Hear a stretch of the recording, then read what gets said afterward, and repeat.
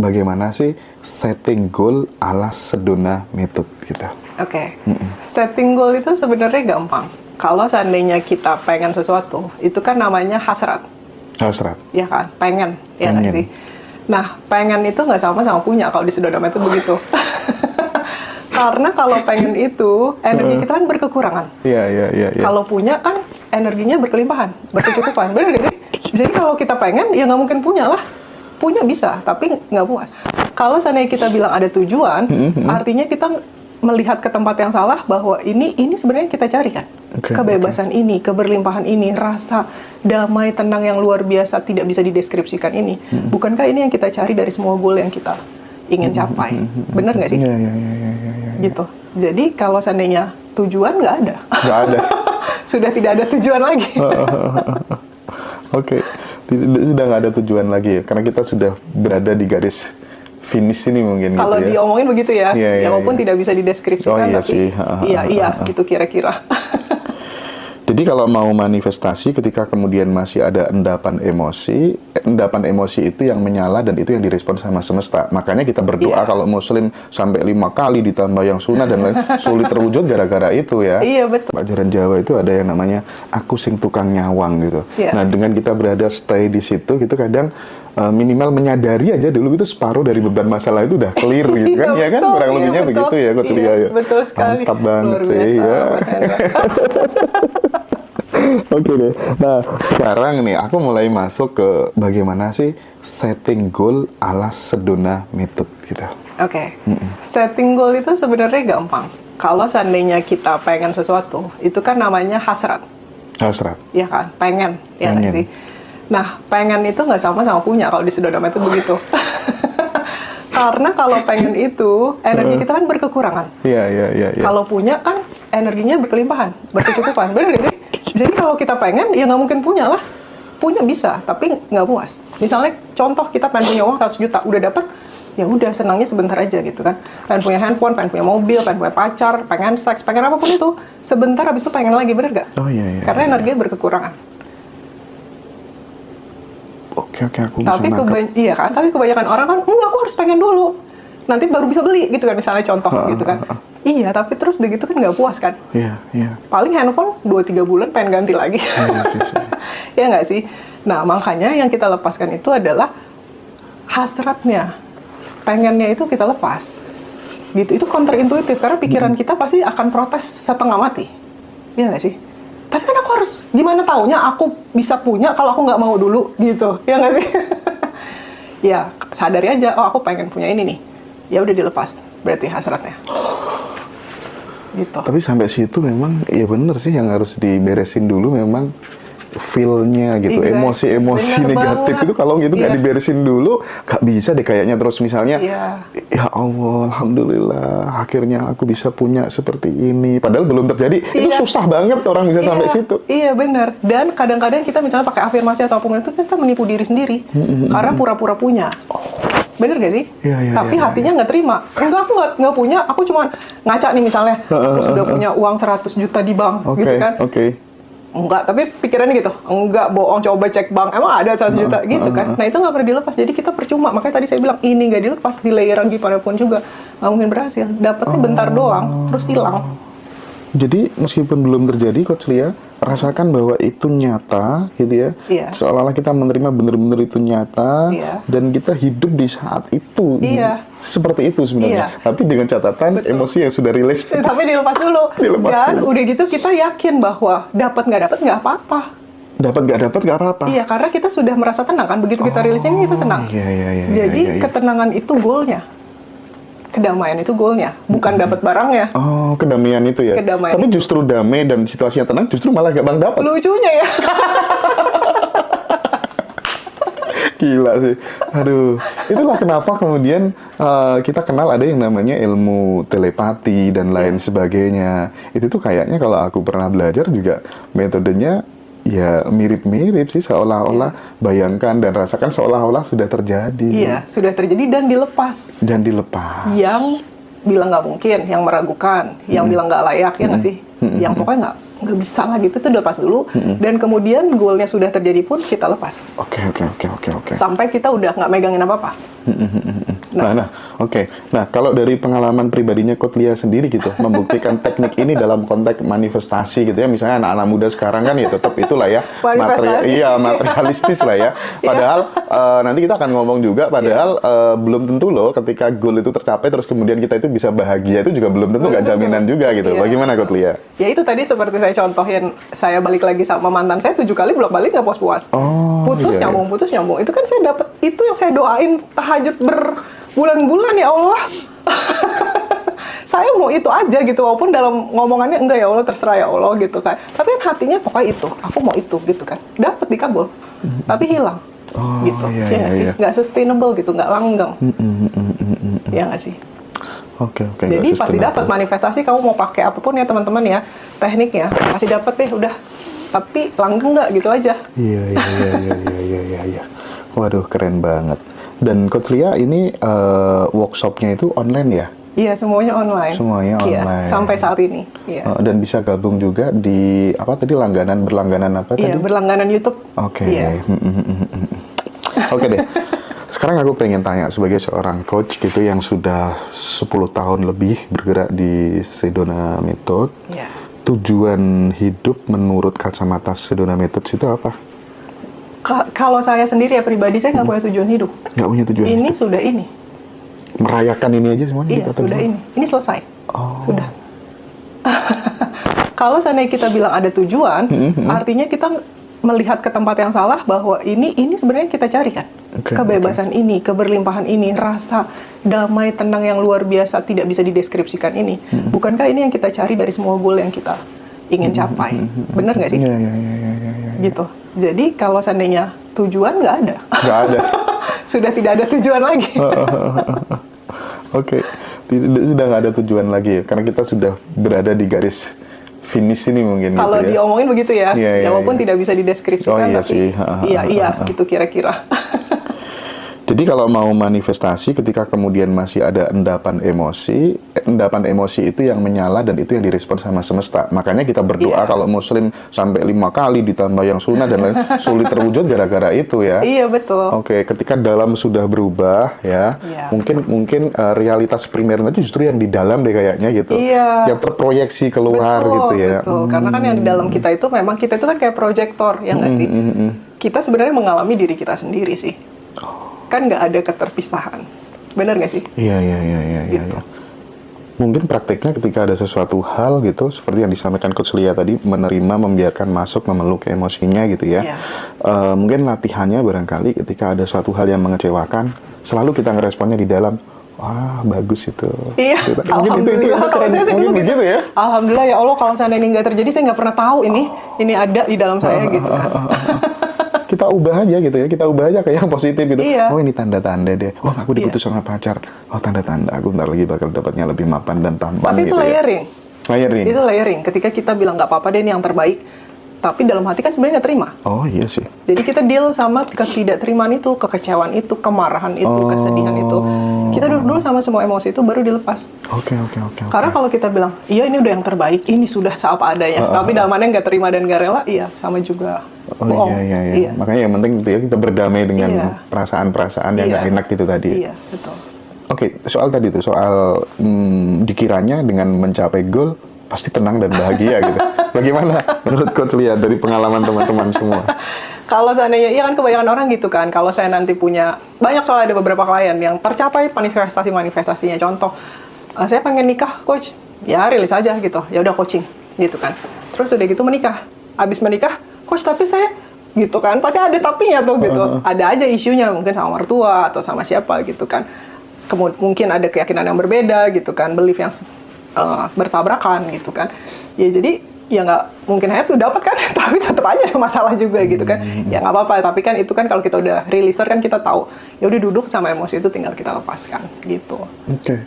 Jadi tadinya jomblo, nggak punya pasangan, cukup dengan rilis saja itu bisa nikah? Bisa nikah. Banyak? Banyak. Wow. Kalau misalnya lihat di YouTube ya, di channel kita, itu ada yang akhirnya menikah, akhirnya dilamar gitu. itu yang kira-kira seperti itulah. Pokoknya ada playlist namanya relationship, itu ditonton aja. Oke, Sedona Method ya? Sedona Method Indonesia. Gitu. Tapi mungkin dibocorin gitu, misalnya gitu, masnya tadi itu belum dapat pasangan gitu misalnya. Cara ngerilisnya bagaimana, prakteknya gitu bagaimana bikin goal dulu. Pertama bikin goal dulu. Tapi emang bener nggak tapi sebenarnya pengen nikah atau nggak? Jangan-jangan kata orang tua disuruh. Iya sih. Kebanyakan dari kita itu, goal kita itu goal pinjaman. Dikasih warisan gitu warisan, ya. Disuruh orang tua, ya kan, kata agama, kata guru, kata masyarakat, kata teman, kata sosial media, ya. Jadi bukan benar-benar goal kita. Makanya kita mesti gali dulu sebenarnya. Apa sih panggilan hati saya yang paling dalam? Beneran mau nikah emang? Gitu. Nah itu digali dulu. Baru setelah, ya udah bener saya mau nikah, ya kan. Baru bisa bikin goal. Goalnya itu ya bukan saya mau nikah, bukan. Kalau mau kan seperti tadi kita sudah bahas ya. Hasrat beda sama punya, gitu kan. Jadi kita bilangnya mengizinkan. Saya mengizinkan diri saya untuk punya apapun itu, misalnya menikah dengan mudah dan menyenangkan. Biasanya kan orang cari cara susah. Oh iya. Ya nggak sih? Nah, lalu kita rilis semua yang bilang nggak mungkin. Nyarinya di mana nih? Gitu. Saya kan nggak sempet gitu misalnya. Ya nggak sih? Emang ada yang mau sama saya? Saya kan udah tua, bla bla bla. Belum mapan, lalalala gitu kan. Nah, itu kita lepasin dulu tuh semuanya. Baru setelah itu kita bisa melakukan aksi yang diperlukan. Karena jangan salah paham, kadang-kadang memang kita nggak perlu ngapa-ngapain. Goalnya datang sendiri gitu ya. Tapi kadang-kadang ada action yang perlu dilakukan. Inspired action yang perlu dilakukan. Biasanya kan kita kalau seandainya udah punya goal, kita melakukan sesuatu tapi sebenarnya nggak perlu dilakukan. Ya nggak sih? Terus udah gitu kita kecewa gitu kan. Nah itu ada releasingnya sendiri.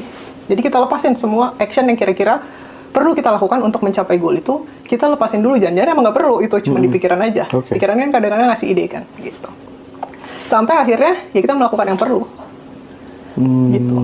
Tapi setelah rilis itu, mayoriti tindakan berubah nggak sih? Dari yang lama gitu, geser ke yang baru? Biasanya gitu? Habit berubah. Berubah? Kebiasaan berubah. Gitu. Oke. Ada kebiasaan-kebiasaan yang tidak berubah, ya kita nyikat gigi pakai tangan kanan, terus aja gitu. Ya nggak sih? Tidak berubah gitu kan, ada yang tidak berubah memang. Jadi teman-teman Ngaji Roso yang jomblo-jomblo yang belum punya pasangan gitu ya, aku rekomendasikan untuk ikut pelatihannya Coach Lia gitu ya.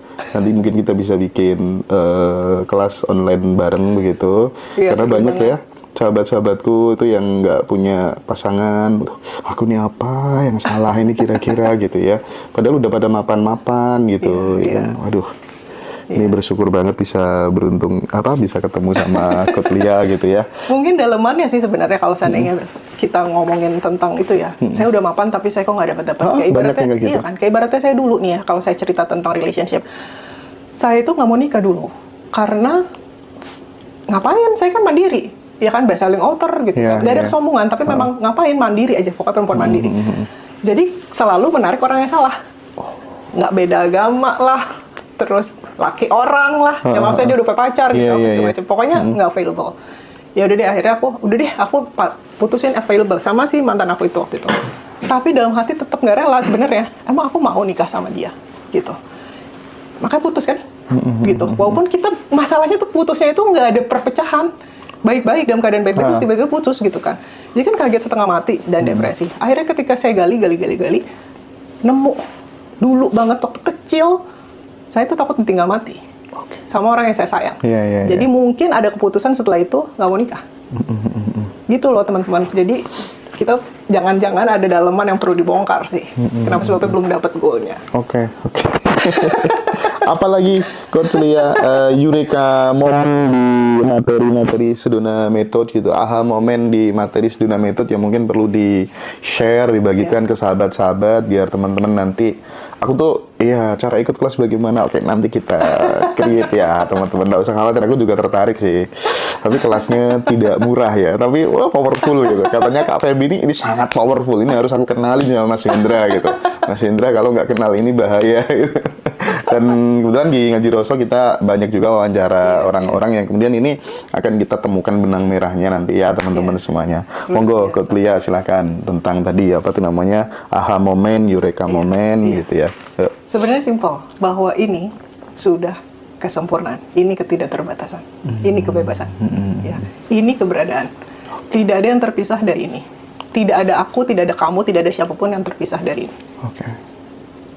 Itu aja sih. Iya. Dan ketika kita sudah berada di situ, minimal ketika kemudian kita melakukan manifestasi, basisnya sudah tidak lagi kekurangan, tapi keberlimpahan dong. Betul, dan sudah tidak ada aku yang memanifestasi. Kalau seandainya siapa emang yang dapat akhirnya? Kan nggak ada, hanya yang tampaknya muncul aja. Bener nggak? Wow. Keren banget sih. Belajarnya dulu selain ke Belanda kemana aja sih? Kalau Sedona Method, kebetulan cuma ke Belanda aja yang memang gitu. Apa sih namanya, memang retreatnya gitu. Sebenarnya ada yang ke Amerika, tapi nggak saya lakukan ke Amerika. Nah, kalau boleh tahu nih, di-spill ke teman-teman gitu, habitnya orang-orang sukses dan orang kaya itu apa aja sih yang dilihat oleh Coach Lia gitu? Kalau menurut saya sih ini ya, persisten, ya, konsisten, ya nggak sih, dan berpikir besar. Udah, think big, jangan mikirnya, udah aku cuma bisanya segini doang gitu. Ya nggak sih? Think big itu kan butuh kepercayaan diri, Coach Lia. Bagaimana? Nggak semua orang loh pede untuk membuat impian yang besar, meskipun sebenarnya secara teori kita tahu bahwa pikiran yang besar akan melahirkan sebuah tindakan yang besar dan akan menghasilkan hasil yang besar pula gitu. Bagaimana itu? Nyelesain itu? Rilis ya? Rilis aja semua rasa ketidakpercayaan diri gitu. Itu kan semua ada tekniknya untuk melepaskan itu. Dan lama-lama kita akan sadar bahwa tidak ada aku yang nggak percaya. Itu hanya emosi yang tampaknya muncul aja. Kalau kita lihat ya, misalnya teman-teman nih saat ini ngerasa apa? Sedih. Apakah kamu yang sedih? Atau kamu yang menyadari kesedihan itu ada? Iya nggak sih? Pasti kita akan langsung, oh iya ya, aku bukan si sedih itu, aku yang sadar. Tapi apakah aku yang sadar? Atau hanya ada ini yang tampaknya muncul aja, muncul sebagai kesedihan? Iya nggak sih? Begitu kita menyadari itu, ya udah drop deh semua. Iya.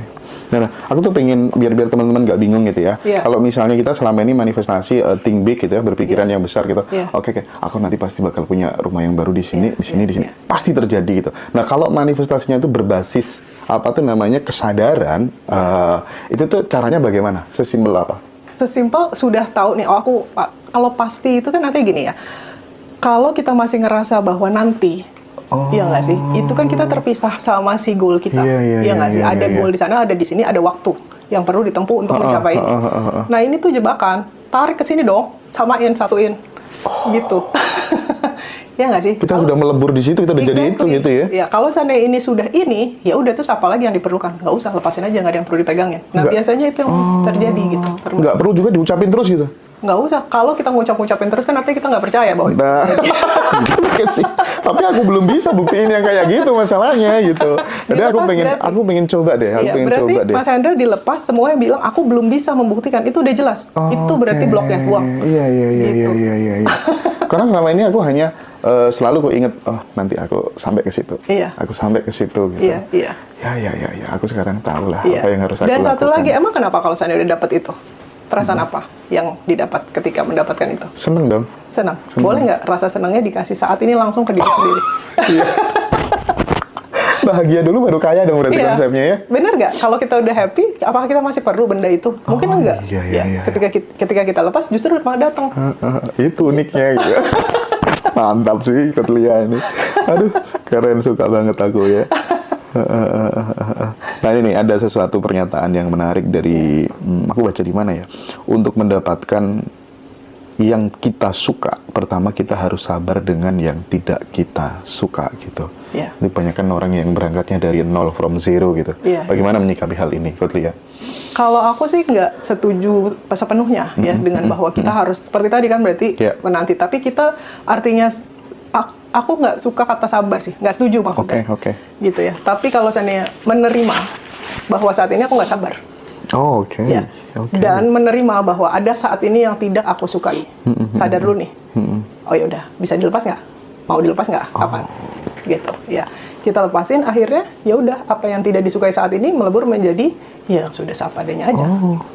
Dengan konsep ini berarti orang pemalas pun bisa punya penghasilan tak terhingga ya? Bisa, itu sudah terbukti. Tapi ini bukan tiket ya teman-teman untuk jadi pemalas. Karena kalau pemalas itu energi kita itu ada di apatis kan. Nah ketika kita energinya ada di apatis itu, kita memang nggak pengen bergerak karena energi kita dipakai sepenuhnya untuk menekan emosi itu, 100%. Energi yang kita punya dipakai untuk menekan rasa apatis, nggak mungkin, sedih, itu kita tekan tuh. Makanya kita jadi nggak bisa berkreasi. Karena energi dipakai untuk menekan emosi. Nah ketika kita melepas emosi, kan energinya nggak dipakai lagi tuh untuk menekan emosi. banyak kan sisanya, ya kita bisa melakukan sesuatu. Oke. Nah, ini mungkin yang bisa di-share ke teman-teman barangkali tentang apa, ketika kemudian kita sudah dengan teknik Sedona Method ini, kita udah mencapai banyak hal secara ajaib hanya dengan rilis begitu. Terus kan kita butuh skill yang namanya skill menabung, skill mengelola waktu, terus kemudian skill mengelola keuangan. Karena kalau kita nggak punya skill itu sih ya datangnya sih gampang, tapi juga lewat aja bagaimana menghadapi itu semua. Biasanya kalau kita sudah rilis, ya kan udah nggak ada emosi ketakutan lagi tuh. Kalau skill itu untuk apa sih? Nabung itu emang kenapa pengen nabung? Berarti kan ada ekspektasi di depan bakal butuh uang itu, benar nggak sih? Iya. Berarti kan base dari apa? Dari emosi takut. Ya nggak sih? Jadi itu kita lepas dulu. Bukan berarti kita nggak boleh nabung, ya. Tapi menabung akan terjadi dengan sendirinya kalau kita sudah melepaskan emosi itu. Oke. Rencana-rencana gitu ya. Kan karena kita khawatir, takut kurang nih, takut gitu kan. Tapi sambil pakai resisten, sambil beban gitu. Gitu, nanti gimana gitu kan. Nah, kalau kita sudah lepas, rencana tuh terurai sendiri. Kadang-kadang kita bahkan, tadi ngapain aja kok udah selesai, tiba-tiba hari ini selesai gitu. Tanpa kita perlu melakukan apapun. Itu otomatis akan terjadi begitu kita sudah melepaskan emosi. Jadi skill itu bukannya sesuatu yang salah. Tapi kalau didasari dari emosi, itu bikin ada resistensi. Mantap. Resistensi itu seperti kalau kita mau jalan, tapi sambil nginjek rem. Jadi kan jalannya berat. Kalau mobil, ya nggak sih, minyak remnya panas ya nggak sih? Lama-lama blong. Ya batin kita yang kena pasti. Oke. Menarik banget. Oke, aku jadi speechless gitu ya. Oh, selama ini banyak yang terbalik begitu kira-kira ya. Iya. Waduh. Karena pakai pikiran kan. Gitu. Which is kita memang diajarinnya gitu, nggak ada yang salah juga sih. Oke, baik. Nah, kalau kita sudah belajar teknik Sedona Methods ini kali ya dari teman-teman yang sudah sudah praktek gitu, ada nggak yang langsung spontan gitu, nggak usah nunggu sampai 2 bulan, 3 bulan? Banyak. Jadi kemarin itu ada salah satu, dia coaching klien saya ya, memang rajin dan memang persistence. Ya ciri-ciri orang sukses, persisten, konsisten gitu kan. Dia itu kemarin kan ada 30 days challenge body intelligence, kita ngomongin tentang kecerdasan tubuh ya, supaya tubuh bisa melepaskan dirinya, menyembuhkan dirinya sendiri gitu, melepaskan semua yang bikin dia sakit gitu kan. Nah, Ika itu nggak bisa ikut, nggak bisa bayar pada saat itu, karena dia punya bisnis, jadi uangnya di pool gitu di bisnisnya gitu kan. Terus kemudian kan ada mastermind itu ya, jadi mastermind itu di membership YouTube gitu kan. Terus saya lihat kan, dia juga raising hand nanya gitu. Ya udah, lepasin tapi mau nggak? Pokoknya saya assist, itu instan langsung, masuk 54 juta, pas saya nggak salah ya, gitu. Ntar sorenya masuk lagi 27. Itu semua yang ada di situ bisa melihat bahwa memang terjadi. Coach Lia ini langsung masuk nih, notifikasi WhatsApp, gitu. Itu terjadi happen. Banyak sih yang kayak gitu, nggak cuma sekali 2 kali. Banyak yang bilang, Coach saya mau nyicil dong gitu. Ya udah nyicil aja gitu. Kalau yang udah lama-lama pasti dikasih nyicil kan. Nyicil aja. Nggak jadi, doangnya ada gitu. Oke. Saya sendiri juga ngalamin kan gitu. Pada saat dulu itu ya? Pada saat dulu itu iya. Uang 3.000 tiba-tiba masuk. Berapa? Berarti kita juga tidak perlu untuk kemudian berpikir bagaimana sih aku bisa melipat gandakan sumber penghasilan itu. Ketika kita sudah berada di situ, emosi sudah rilis semuanya, kita adalah sesuatu yang tidak terbatas itu sendiri, infinity gitu. Nggak perlu dong bikin plan-plan begitu, bagaimana aku bisa melipat gandakan sumber penghasilanku ya. Oh, sekarang aku di posisi ini gitu. Rata-rata kalau orang sukses itu kan dia pasti bikin cabang ini, bikin ini. Itu bagaimana memandang hal itu? Bukannya nggak boleh kita bikin rencana, tapi kalau rencana tidak terwujud, ya udah gitu kan. Gitu. Karena kan bukan kita yang melakukannya juga kan, bukan aturannya kita gitu. Kan kita selalu pengen ngerasa bahwa itu karena aku gitu, aku yang mengontrol, padahal kan sebenarnya enggak gitu ya nggak sih? Gitu. Jadi nggak apa-apa, bikin aja rencana. Saya mau mengembangkan gitu, dan kita lepasin semua yang bilang nggak mungkin, semua yang menghalangi, semua yang bilang nggak boleh nih kayak gini-gini, saya harus spiritual gitu. Enggak lah, bullshit. Ya. Kalau seandainya kamu pengen mengembangkan bisnis, ya kembangin aja silahkan gitu. Tapi nantinya ketika kita sudah releasing, ya itu kita kayak dituntun gitu. Bahkan tidak ada yang dituntun dan tidak ada yang menuntun. Hanya yang tampaknya terjadi seperti itu gitu, kesuksesan itu sendiri. Gitu sih. Dan itu konsekuensinya barangkali setelah kemudian kita stay di kesadaran seperti ini, kita ngeluarin uang itu mungkin dengan lebih mudah lagi daripada sebelumnya gitu. Iya, yang tadinya kita pelit menjadi kita tidak kemudian perhitungan gitu nggak sih betul kira-kira? banget, karena kan kalau keberlimpahan itu keran memberi dan menerima dua-duanya harus kebuka. Kebanyakan dari kita salah satu keran tertutup itu. Either kita nggak mau ngasih, ya, kita jagain uang kita jangan sampai, tapi habis juga gitu ya untuk kebutuhan. Ya. Yeah. Atau kita ngasih terus, nggak mau menerima bantuan, nggak mau menerima dukungan. Itu dulu saya begitu, ngasih aja terus. Itu nggak bagus ya? Itu nggak bagus karena kan dua-duanya harus kebuka. Makanya kalau seandainya dulu saya dibayar nggak usah, udah nggak usah gitu. Lama-lama kolaps kan tuh, bangkrut. Iya kan gitu. Jadi ya udah gitu. Akhirnya ketika kita dua-duanya sudah menerima, itu rezekinya kayak angka 8 kan ya. Makin lama makin gede gitu. Ngasih pasti balik gitu. Jadi kita menjadi pipa, kita menjadi keran. Iya. Oke. Terjadi dengan sendirinya gitu kan. Tidak ada yang melakukannya, sudah terjadi begitu saja. Iya. Itu jadi jangan takut kalau misalnya mau ngeluarin. Gimana caranya misalnya nih kita mau beli sesuatu mahal, ya kan? Kalau seandainya kita nggak berani ngeluarin segitu, gimana mungkin bisa disediain uangnya? Nggak mungkin. Udah, gitu aja. Mahal nih, gitu. Ada kata-kata itu ya, cek aja. Mahal nih, ya udah nggak akan mungkin. Tapi begitu kita bisa nih, dapat uangnya pasti. Itu pengalaman ya. Silakan dibuktikan sendiri. Jangan pernah percaya kata saya. Saya selalu bilang jangan pernah percaya kata saya. Silakan buktikan sendiri. Ini informasi yang menggembirakan sih buat para pemalas dimanapun gitu, buat para pengangguran gitu ya, yang tadinya kan kita ini udah terdoktrin kalau nggak kerja nggak dapat uang gitu kan betul. Ya, dapat uang tuh hanya lewat kerja gitu ya. Tapi kalau ini sesuatu ilmu yang keren gitu ya, cukup ngeberesin, cukup membersihin file-file lama yang menghambat keberhasilan kita itu bisa terjadi dengan ajaib gitu ya. Betul. Oke. Aduh.